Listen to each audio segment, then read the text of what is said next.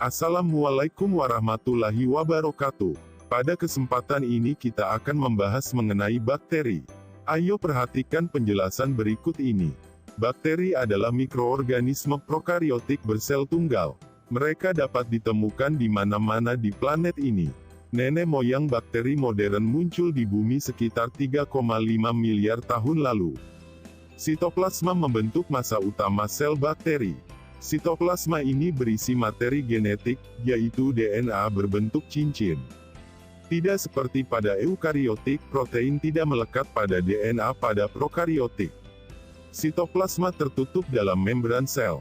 Semua bakteri memiliki dinding sel. Dinding sel ini keras dan kaku, dan terbuat dari protein dan polisakarida.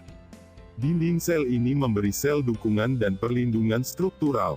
Di luar dinding sel adalah kapsul, yang dominan terbuat dari polisakarida.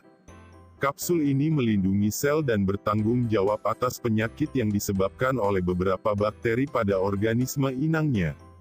Beberapa bakteri mampu bergerak aktif menggunakan flagela mereka.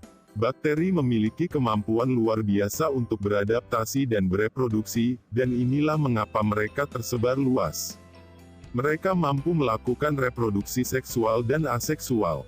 Jika mereka berkembang biak melalui pembelahan biner, yang merupakan bentuk reproduksi aseksual, akan menghasilkan sejumlah besar sel bakteri individual. Bakteri tercipta dalam berbagai bentuk, yaitu bola, batang, dan spiral. Bakteri bola, yang disebut kokus, dapat muncul sebagai sel tunggal, berpasangan, rantai atau kelompok. Banyak bakteri yang menyebabkan infeksi supuratif atau pneumonia berbentuk seperti bola. Penyakit gonore juga disebabkan oleh kokus. Kelompok bakteri yang berbentuk batang disebut basil. Sebagian bakteri ini tidak berbahaya, seperti Lactobacillus yang digunakan dalam industri makanan.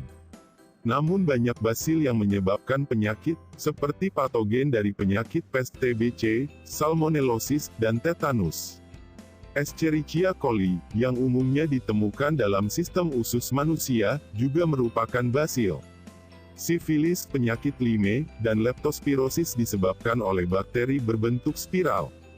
Pewarnaan gram adalah metode membedakan bakteri menjadi dua kelompok, yaitu gram negatif dan gram positif.